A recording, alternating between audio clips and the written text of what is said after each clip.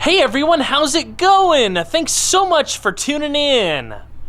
Today's video is going to be awesome because for the first time I have the opportunity to pull a classic car out of a barn, which is something that I had always hoped I would have the opportunity to do. And it's something a little bit different. This is a 1985 Pontiac Fiero that belongs to a good friend of mine, and I've been talking to him for a while about potentially restoring this car and doing a whole YouTube series on the process, so that's what's happening.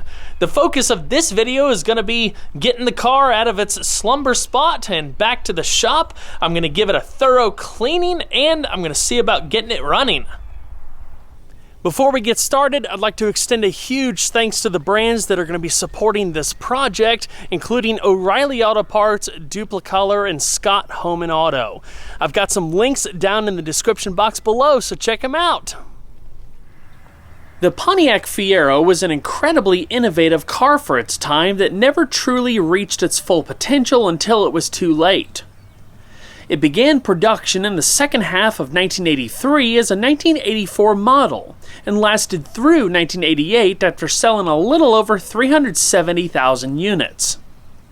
The Fiero was originally penned as an economical commuter car, not a sports car. The primary goals were low weight and high fuel efficiency. However, as a compact two-seater with a little over 5 cubic feet of trunk space, it wasn't very practical. It was, however, a car unlike anything else in GM's portfolio. The car's sporty nature was really a byproduct of its transverse mid-engine rear-wheel drive layout.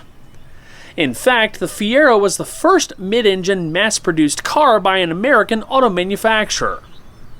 Having a relatively low budget for initial development led to a hodgepodge of component derivation from existing vehicles, such as the Chevy Citation and Chevette and the Pontiac Phoenix and Firebird.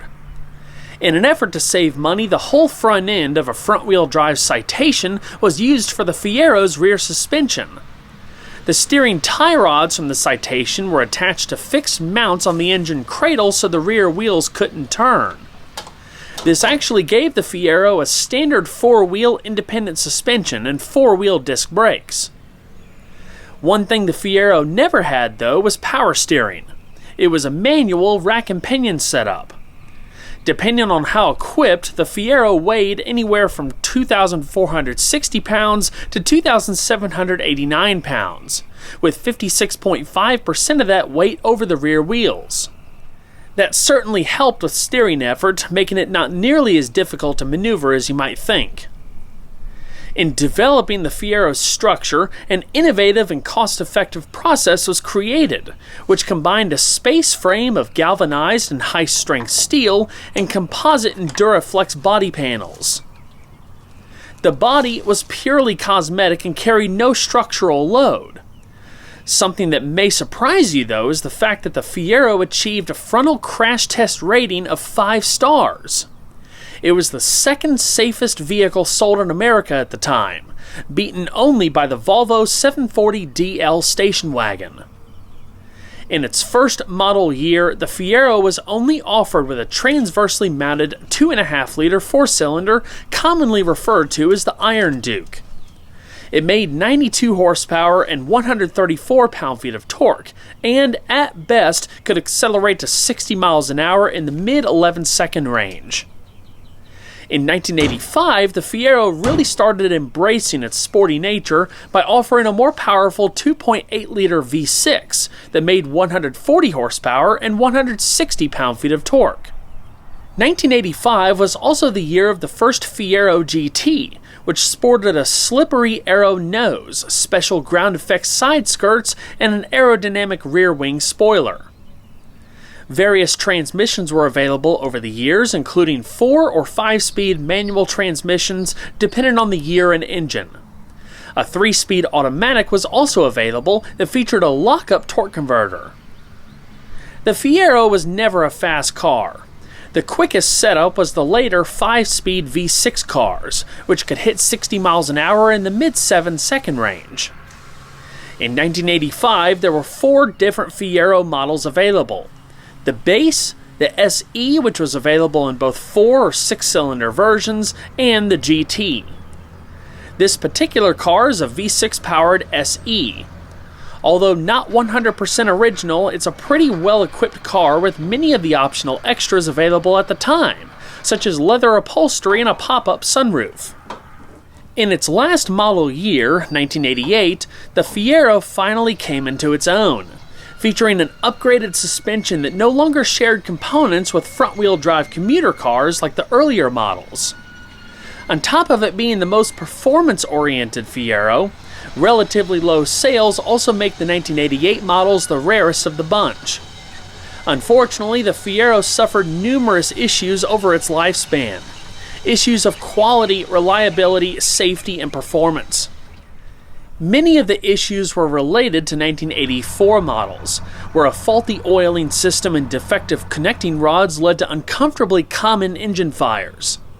These issues were corrected for 1985 models, and widespread recalls were put in place for the earlier cars, but sadly, the reputation damage was already done. Regardless, the Fiero has always had a passionate following for being easy to mod and pretty affordable depending on the year and what you're looking for. I don't know about you guys, but there's just something so satisfying about taking something this dirty, cleaning it, and just seeing how well it's going to come out. Now, this car is going to need paint, and it will be painted at some point in this series, but in the meantime, I want to make it less dusty and moldy, so it's just a little bit easier to work with. So I swung by my local O'Reilly Auto Parts and stocked up on the essentials from their newest Pro X1 detailing line, which if you guys haven't had a chance to try that out, I've got some information, a link down in the description box below so you guys can check that out. I'm personally a big fan of the snow foam and the wheel cleaner. I've had really good luck with this stuff in the past, so that's what we're going to be using to see how well this thing comes out. So let's get to it.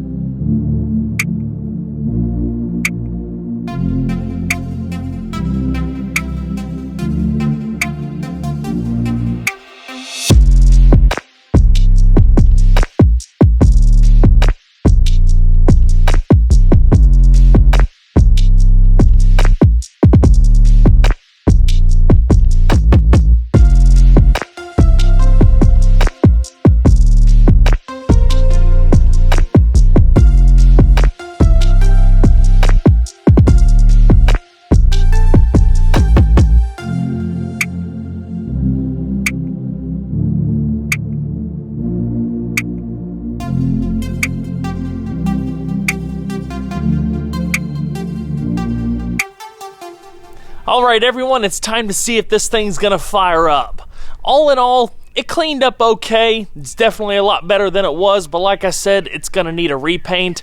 And now that it's clean, I can actually see that it has been partially repainted before, the top half, and the top half has its clear coat coming off and stuff. It's not the same as the bottom half, plus we've got all the mismatched panels. It's a really cool looking car, but when it's all, one color like it's supposed to be, I think it's gonna be really sweet. But anyway, obviously the battery in this thing was absolute toast, so while I was at O'Reilly, I went ahead and picked up a Superstar Extreme battery, which is one rung up from the Superstar Premiums and one rung below the AGM batteries, which I love using the AGM batteries, otherwise known as absorbed glass matte, but they don't make one that fits this particular battery tray. So the Extreme is also a good battery, conventional battery. It's got 690 cold cranking amps, so it's going to be perfectly plenty for the Fiero. But anyway, let's go ahead and swap the batteries out and see if we can at least get it powered up. So since the ignition switch is completely busted, let's give this thing a try. I hear a fuel pump.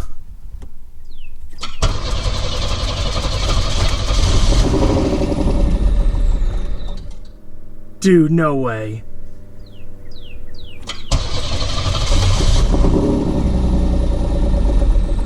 Come on, baby.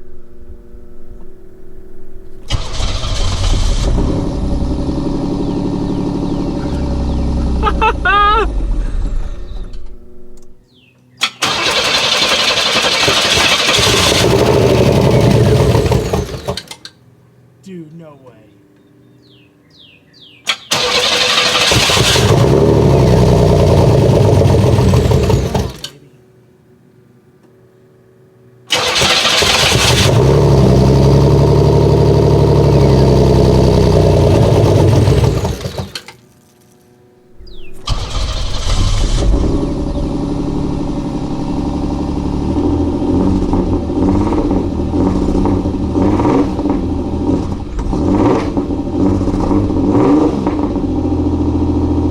Tachometer's definitely a little off.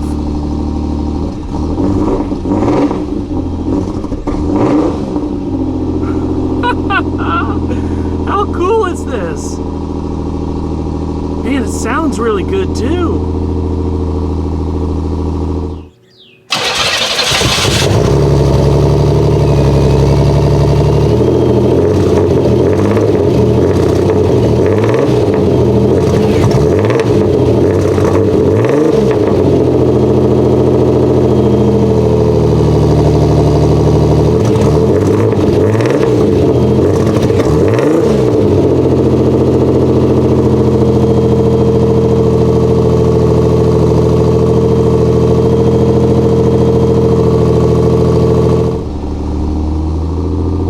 To the gauge, we have about a quarter tank of fuel, which I'm sure is not that great, so I'm going to run to the gas station in just a bit and get some fresh fuel to mix up in there.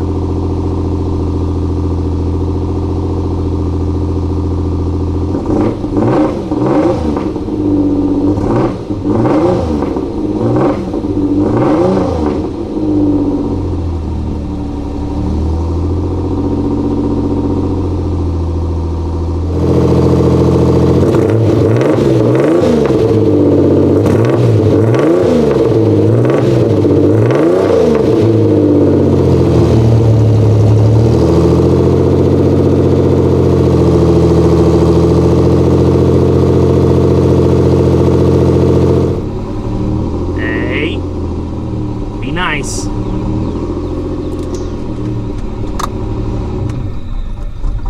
It goes into gear. We might be able to take this down the driveway today.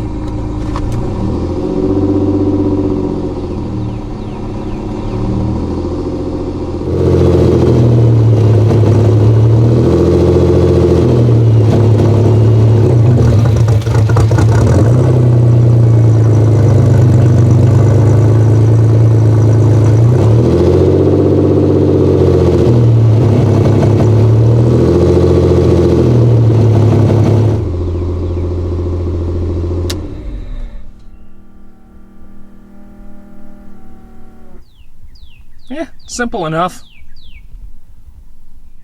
Ooh, I'd say something made a home in that exhaust.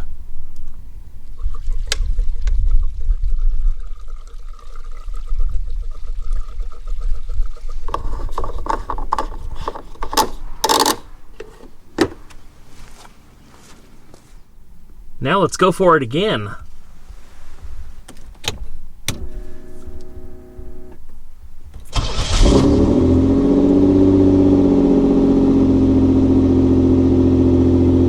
Sweet. The gas gauge seems to be working. Let's see. Oil pressure's good. This is awesome.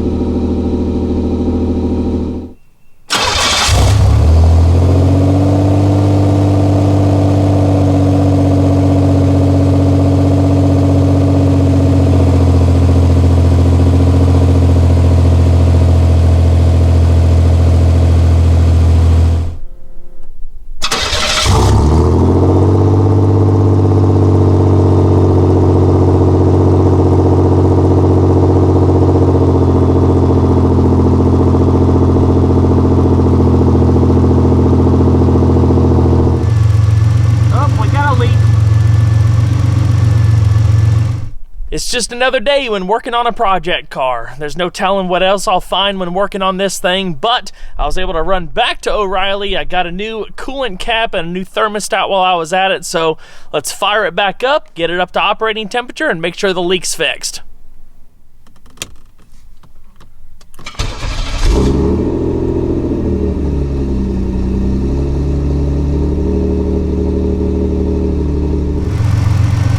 That did the trick.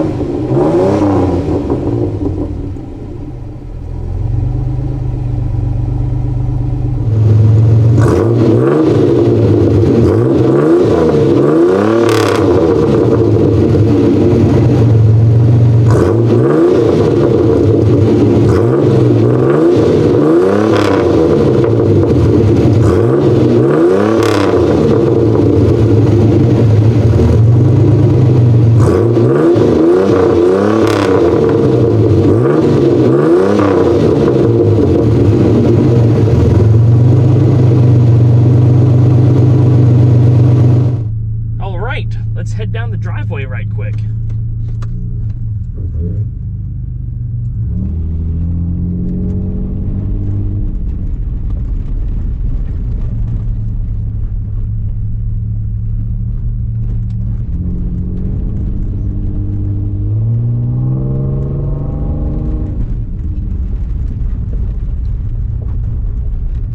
This is so cool.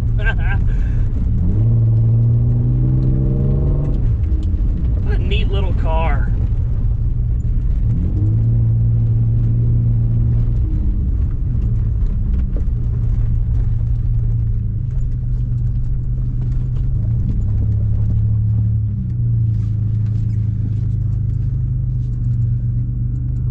All right, I want to really feel how well it shifts.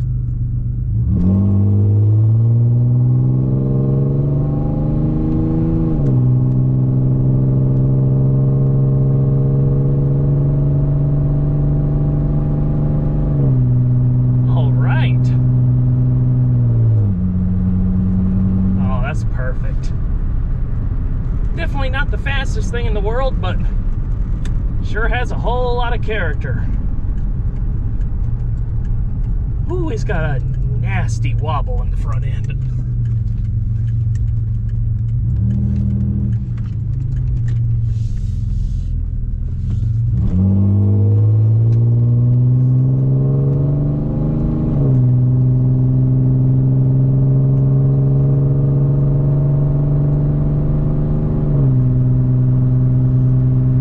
I think this is going to be a pretty fun project. Alright everyone, that's going to wrap it up for this video. I hope you all enjoyed. I've got the Fiero in the shop now, so I'm about to start ordering parts and dive into this thing. To give you a quick snapshot on what this series is going to look like, it's not going to be anything super crazy in depth. It's not going to be something that I want to drag out very long. In fact, I actually want to have this completely wrapped up and painted by the end of the year so I can focus on some other long-term things that need to be finished as well. But anyway, the main focus for this project is of course to do a restoration, but again, not to go crazy in depth. Make it sound and safe, make it perfectly road worthy, not having to worry about things. Of course, there's a whole lot of piddly things that I'm gonna have to do throughout this thing, like replacing the steering column, fixing all the butchered wiring and so on and so forth. Probably just do a light cosmetic restoration of the interior. Of course, you know, having this thing painted is going to make the biggest difference with making it look a whole lot better than it does right now. But if you haven't followed my social media platforms at SaabKylo4 LLC, definitely do so because I'll be keeping you guys up to date on the regular with episode release dates, project ideas, and so on and so forth. That being said, if you haven't subscribed to the YouTube channel as well, you might want to do that. And make sure your notifications are turned on so you don't miss out on the upcoming episodes. I'll see you guys on the next one. Take care.